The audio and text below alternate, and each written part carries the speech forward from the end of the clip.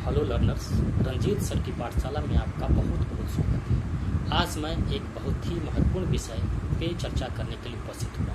यह विषय खास करके उन युवाओं के लिए बहुत महत्वपूर्ण है जो भारत सरकार की नौकरियों में भर्ती होना चाहते हैं या फिर उसमें भर्ती होने के आकांक्षी हैं। हाल के दिनों में भारत की कैबिनेट ने एक बहुत ही महत्वपूर्ण फैसला लिया है। इसके तहत भर्ती के लिए युवाओं के भर्ती के लिए एक राष्ट्रीय भर्ती अभिकरण की स्थापना का संकल्प लिया गया है। यह राष्ट्रीय भर्ती अभिकरण भारत सरकार के नॉन गैजेटेड पदों के लिए एक सामान्य परीक्षा का आयोजन करेगा और इस परीक्षा के तहत वैसे योग्य उम्मीदवारों की स्क्रीनिंग की जाएगी जो कि इस तरह की परीक्षाओं में, इस तरह की के नौकरियों में जाने के इच्छुक हैं। यह सामान्य भर्ती परीक्षा कॉमन एलिजिबिलिटी टेस्ट अर्थात CET के नाम से जाना जाएगा।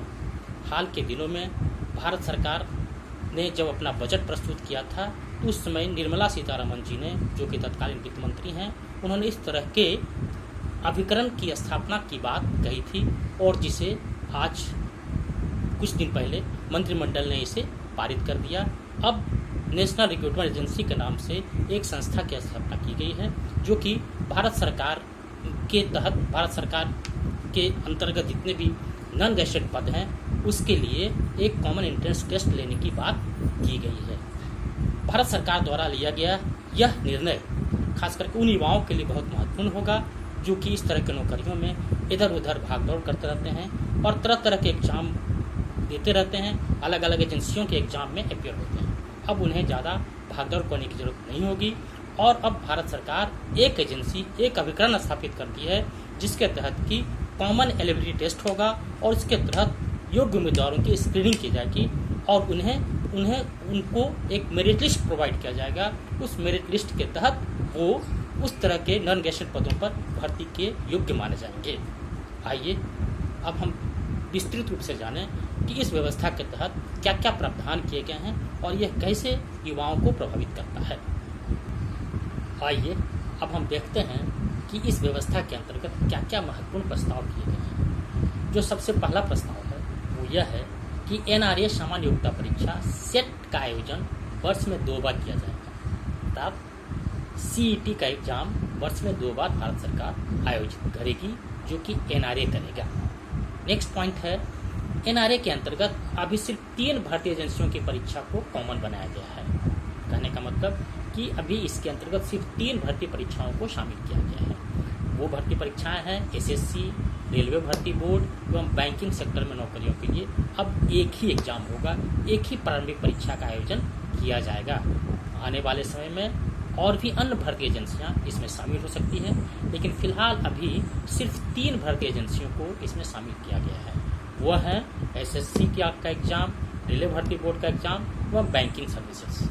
जिन नौकरियों के लिए अब एक कॉमन एग्जाम का आयोजन किया जाएगा और इसके अंतर्गत एक स्क्रीनिंग करके उनके लिए एक मेरिट लिस्ट बना दिया जाएगा।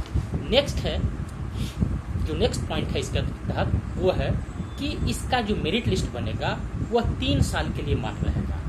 कहने का मतलब कि इसमें जो भी उम्मीदवारों का एक तरह से जो क्रम होगा, जो मेरिट होगा, उसका हम 3 साल तक भारत सरकार यूज करेगी और 3 साल तक उसको नौकरियों के लिए योग्य बनाया गया है, मान रखा गया है। इस बीच एक सुधार इसमें जोड़ी गई है कि इसके तहत प्रतियोगी अपने मेरिट लिस्ट में सुधार कर सकते हैं, अपने मेरिट लिस्ट के क्रम को आगे कर सकते हैं। इसलिए ये एक महत्वपूर्ण बात है कि आप एक बार आपने कोई मेरिट क्रम प्राप्त किया है तो जरूरी नहीं है कि आप उसी क्रम पे आप फिक्स्ड हो गए, बल्कि आपको 3 साल के भीतर आपको यह मौका दिया जाएगा कि उस मेरिट लिस्ट के क्रम में आप सुधार कर दें। इसके बाद जो नेक्स्ट पॉइंट है, यह समान भर्ती परीक्षा ग्रुप B एवं ग्रुप C के पदों के लिए।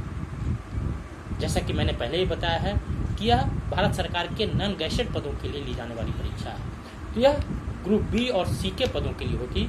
ग्रुप B और C में जितने पद होंगे इस भर्ती परीक्षा के अंतर्गत आएंगे। उसके बाद नेक्स्ट जो महत्वपूर्ण परिवर्तन किया गया है, यह कंप्यूटर बेस्ड ऑनलाइन परीक्षा होगी। परीक्षा MCQ पैटर्न पर आधारित होगी।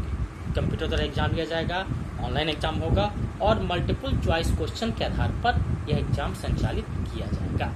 इसके बाद जो नेक्स्ट परिवर्तन है, इस प्रारंभिक परीक्षा का लाभ यह होगा किसका अच्छा स्कोर करने वाले आवेदक इसी ग्रुप की अगली परीक्षा के लिए स्वतः ही क्वालिफाई माने जाएंगे।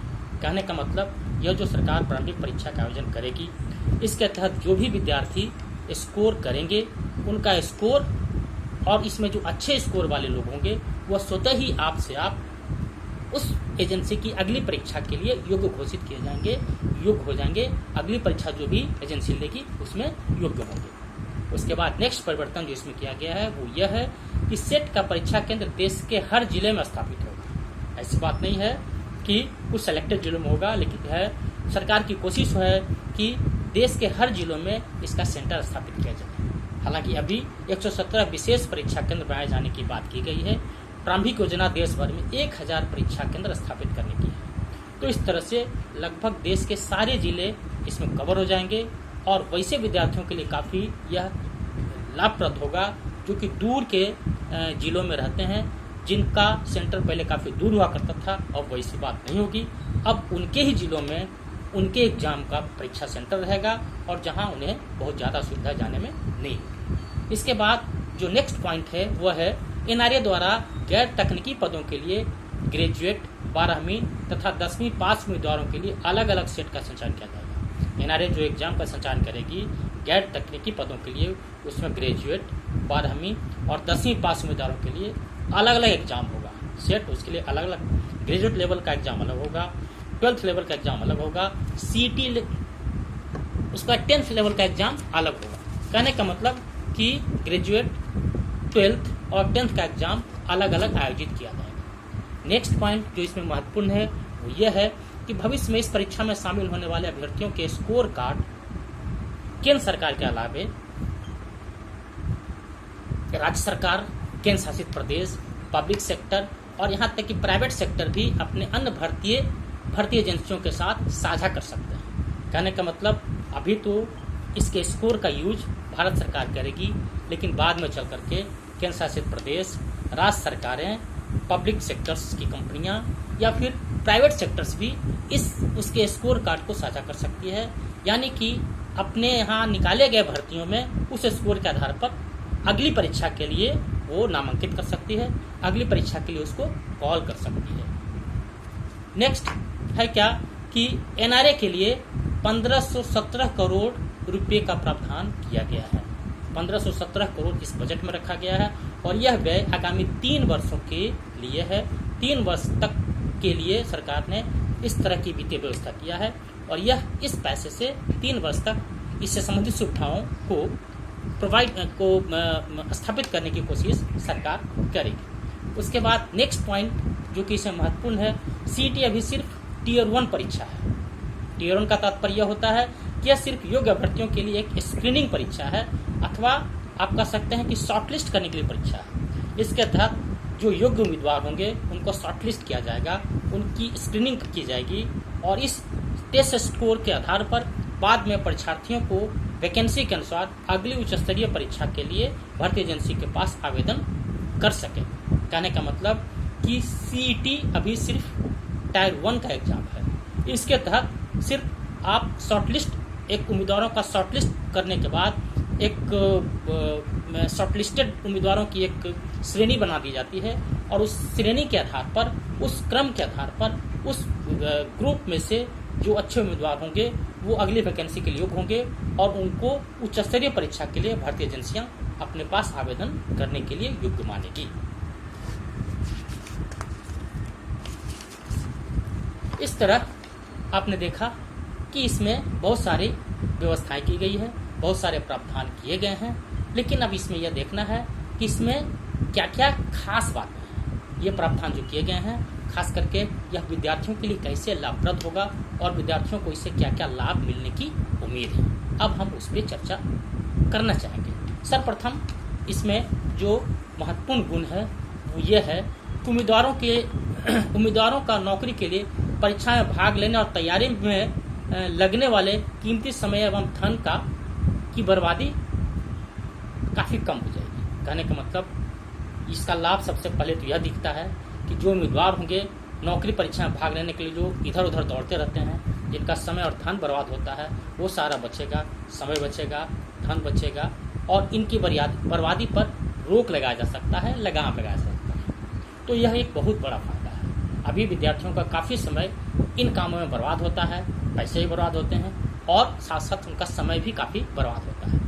नेक्स्ट है जो इसका लाभ है, महत्वपूर्ण लाभ है, वह है प्रत्येक जिले में परीक्षा केंद्र होने के कारण दूर दराज के क्षेत्रों में रहने वाले उम्मीदवारों तक पहुंच आसान हो जाएगी। कहने का मतलब कि इसका सबसे बड़ा लाभ है कि चूंकि हमारा देश बहुत बड़ा देश है और इसके अंतर्गत ढेर सारे विभिन्न क्षेत्रों से उम्मीदवार नौकरी के लिए आवेदन करते हैं। तो जब आपका परीक्षा केंद्र आपके पास के जिले में होगा तो उनको बहुत बड़ा लाभ मिलेगा कि वो आसानी से वहाँ एग्जाम देने के लिए आ सकते हैं और कोई इससे छूटेगा नहीं। सभी परीक्षा में जो उम्मीदवार चाहते हैं कि इस तरह की नौकरी के लिए हम आगे आए, वो आगे आ सकते हैं और अपने करीब के जिलों में उनका सेंटर रहेगा। नेक्स्ट जो इससे फायदा होने वाला है वो ये है कि CET जैसी एकल परीक्षा को काफ़ी हद तक उम्मीदवारों के ऊपर वित्तीय बोझ में कमी आएगी। कहने का मतलब इस परीक्षा के आयोजन से उम्मीदवारों को धन की बचत होगी, वित्तीय बोझ इस पर कम होगा। क्योंकि आने जाने में जो खर्च होता है, अलग अलग तरह के एग्जाम की परीक्षाओं में जो खर्च होता है, वो सारी बर्बादियाँ बचने वाली हैं और उनका पैसा बचने वाला है। नेक्स्ट इससे फायदा यह होने वाला है, एक ही समान परीक्षा से ग्रुप बी एवं सी की परीक्षा के सिलेबस में एकरूपता आ सकेगी। इसका नेक्स्ट लाभ यह है कि चूंकि एक ही समान परीक्षा होने जा रहा है, ग्रुप बी और सी के लिए एक समान परीक्षा होगी, तो परीक्षा का सिलेबस जो होगा एक रूप होगा। पहले क्या होता था कि अलग अलग परीक्षाओं के लिए अलग अलग सिलेबस, अब यहाँ क्या होगा कि ग्रुप बी और सी के लिए एक सिलेबस होगा और उसको पढ़ने में सहूलियत होगी, उन्हें ज़्यादा मेहनत करने की जरूरत नहीं पड़ेगी। कहने मतलब सिलेबस में एक रूपता आएगी, उनमें जो स्थिति होती है भटकाव की, वो भटकाव की स्थिति नहीं बनेगी। नेक्स्ट है कि CET अलग अलग 12 भाषाओं में आयोजित होगी। यह एग्जाम 12 भाषाओं में आयोजित होगी, जिससे पूरे देश के प्रतियोगियों को इसका लाभ मिलेगा। एक तरह से यह एग्जाम जो होगा बहुभाषी होगा, बहुत सारी भाषाओं में होगी। देश के जो 12 महत्वपूर्ण भाषाएं हैं उनमें एग्जाम लिया जाएगा।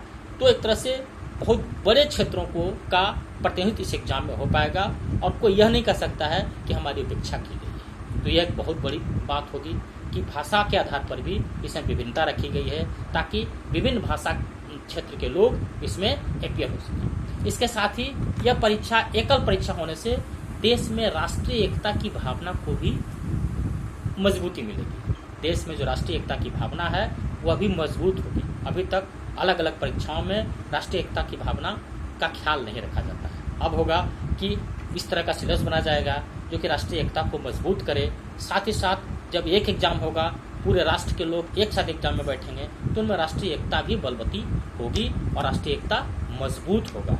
उसके बाद नेक्स्ट जो है वो सबसे ज़्यादा महत्वपूर्ण है मेरे ख्याल से कि CET के आयोजन में भर्ती परीक्षा, जो CET के तहत जो भर्ती परीक्षा का आयोजन किया जाएगा, इसमें करप्शन और धांधली की संभावना काफ़ी कम होगी। अभी हम लोग आए दिन सुनते हैं हर तरह के नौकरियों में, भर्ती परीक्षाओं में कि धांधली का बोलबाला रहता है। वह धांधली खत्म हो जाएगा, उस धांधली पर बहुत हद तक लगाम लगेगा और चूंकि एग्जाम में एक रूपता आएगी, एक जगह से एग्जाम कंडक्ट होगा, सारी व्यवस्था सेंट्रलाइज प्रोसेस से होगी, तो इसमें धांधली की संभावना कम से कम रहेगी और यह धांधली मुक्त परीक्षा होगी। इस तरह हमने देखा कि यह सरकार द्वारा स्थापित एक बहुत ही अच्छी व्यवस्था है। सरकार ने जो इस तरह का इंतजाम किया है वह काफ़ी अच्छा है, देश के लिए बहुत लाभप्रद है और ख़ास करके युवाओं को इससे बहुत लाभ मिलने वाला है।